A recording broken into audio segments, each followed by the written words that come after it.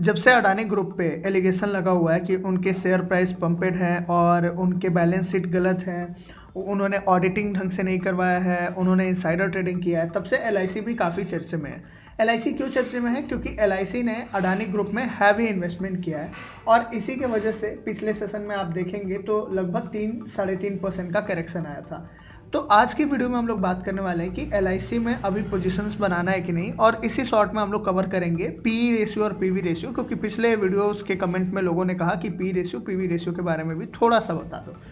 तो पहली बात ये है कि इन्वेस्ट करना है कि नहीं। मैं अगर इसका चार्ट देख रहा हूँ, 918 रुपये पे लिस्ट हुआ था, तब से गिर गिर के ये गया 654 पे, और फिर वहाँ से एक थोड़ी सी मूवमेंट आई 717 पे गया, फिर वहाँ से करेक्ट होके गया 589 पे, और फिर थोड़ी सी मूवमेंट आई और गया 740 के अराउंड, और फिर करेक्ट होके अभी है 665। तो ये है ग्राफ। पहली बात ये मार्केट में फियर है, दूसरी बात ये कि अडानी ग्रुप पे एलिगेशन लगा है, तीसरी और उसके वजह से एलआईसी का गिरना तय है। तो मुझे नहीं लगता कि इस लेवल पे हमें खरीदना चाहिए। अगर हमें खरीदने का मन भी होगा तो मैं वेट करूंगा कि 590 पे आ जाए।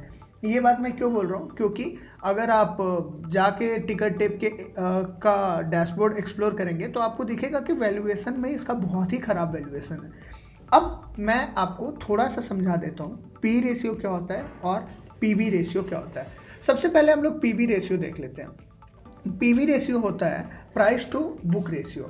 मैं आपको थोड़ा सा समझा देता हूँ। पीवी रेशियो मतलब करंट मार्केट प्राइस जो चल रहा है डिवाइडेड बाय बुक वैल्यू। अब बुक वैल्यू क्या होता है कि कंपनी के पास टोटल कितने एसेट्स हैं और कितने उसके ऊपर कर्जे हैं, यानी liabilities, divided by number of shares.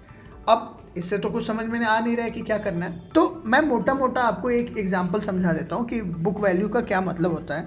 देखिए, अगर आज के आज एलआईसी बंद हो जाए या कोई भी कंपनी आज के आज बंद हो जाए तो पर शेयर आपको कितना रुपए मिलेगा उसको बोलते हैं हम लोग बुक वैल्यू। तो एलआईसी के केस में देखते हैं, प्राइस टू बुक वैल्यू है, प्राइस टू बुक रेशियो है 38, यानी कि अगर मुझे पीवी रेशियो मुझे पता चल गया, 1 सेकेंड मैं आपको लाइव करके दिखाता हूँ। अब पीवी रेशियो है हमारा, PV ratio is equal to 38, और इसका मतलब हुआ कि करंट, और ये बराबर है करंट मार्केट प्राइस है एलआईसी का 665 rupees. So this is equal to 665 divided by book value. तो इस कैलकुलेशन को करने का सिंपल सा फंडा यही है। अगर इसको इक्वेट करना है तो बुक वैल्यू को आपको इस साइड लाइए और डिवाइडेड बाय 35 कर दीजिए। यानी मैं क्या बोल रहा हूँ, मैं ये बोल रहा हूँ कि बुक, इस इक्वेशन से जो बुक वैल्यू आती है, book value is equal to 665 divided by 38 which comes around 19। तो करंटली बुक वैल्यू एलआईसी के केस में चल रहा है 19 का, यानी आज के आज अगर कंपनी बंद हो जाए, आज के आज एलआईसी बंद हो जाए, तो आपने जो 665 रुपये का स्टॉक खरीदा है उसके बदले कंपनी डिलिस्ट होगी तो आपको सिर्फ 19 रुपये मिलेंगे। और इसलिए आप देख रहे होंगे कि वैल्यूएशन में प्राइस टू बुक वैल्यू यानी पीवी रेशियो में इसको 0 पॉइंट मिला है कि मैं 19 रुपये की चीज़ के लिए 665 रुपये क्यों पे करूँगा। ठीक है, सिमिलर क्वेश्चन वही होता है। अब दूसरे रेशियो पे बात कर लेते हैं which is P ratio, price to earning ratio, यानी 1 रुपये कमाने के लिए हमें कितना खर्च करना पड़ेगा। तो एलआईसी के केस में 1 रुपये कमाने के लिए हमको 105 रुपये खर्च करना पड़ेगा, और इसकी वजह से वैल्यूएशन में इसका 0.2 स्कोर है।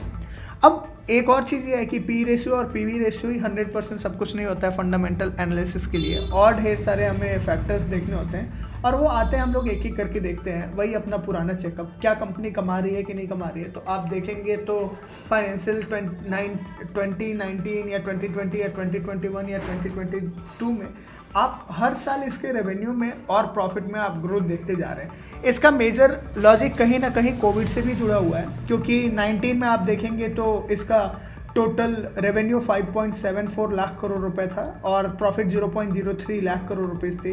2020 में कोविड आने के बाद अचानक से लोगों को लगा कि टर्म इंश्योरेंस और लाइफ इंश्योरेंस बहुत ही ज़रूरत है, और फिर रेवेन्यू इंक्रीज हुआ 13%, जो अब फिर उसके बाद 8% इंक्रीज हुआ, फिर इस साल 2.99% इंक्रीज हुआ। बाकी सारे जितने भी इंश्योरेंस कंपनीज हैं सबका यही हाल है इन टर्म्स ऑफ अर्निंग और प्रॉफिटेबिलिटी। दूसरा चीज़ ये कि टिकट टेप का एआई क्या बोलता है कि इसको खरीदना चाहिए कि नहीं। तो टिकट टेप का एआई मार्केट नहीं देखता है, वैल्यूएशन के हिसाब से जाता है और पुराना ट्रेंड देखता है। तो उस हिसाब से अभी से ये 710 रुपये पे जा सकता है अगर मार्केट का चाल ठीक रहा, तो बहुत ही अच्छा रहा तो 850, और मार्केट में एकदम बुल रन आ गया तब तो ये 1000 रुपये जा सकता है। यानी करंट लेवल से आपको 50% का रिटर्न मिल जाएगा। बट मेरा वही बात है कि करंट लेवल से 50% लेने से अच्छा है कि हम कुछ दिन और वेट करें और जब वो गिर के 580 के अराउंड आ जाए तब हम इसमें खरीदारी करें। तीसरा चीज़ हम लोग देख लेते हैं कि शेयर होल्डिंग पैटर्न्स कैसा है।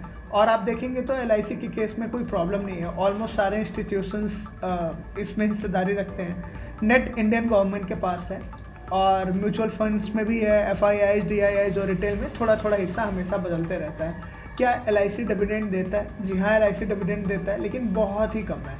मतलब 1.5 rupees for 665 current market price, मुझे तो बेकार ही लगता है। तो डिविडेंड पे तो हम बात ही नहीं कर रहे। एनीवेज, फाइनल कंक्लूजन ये है कि अभी LIC मत लीजिए, अगर लेना भी हो तो थोड़ा सा वेट कीजिए, मार्केट को स्टेबल होने दीजिए, फिर देखेंगे।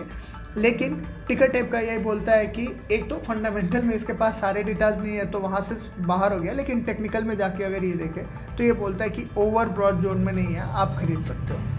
आज के लिए इतना ही, मिलते हैं अगले एपिसोड में। और हाँ, PE रेशियो PB रेशियो आपको अगर समझ में आ गया तो वीडियो ज़रूर लाइक कीजिएगा। मिलते हैं बाद, बाय बाय।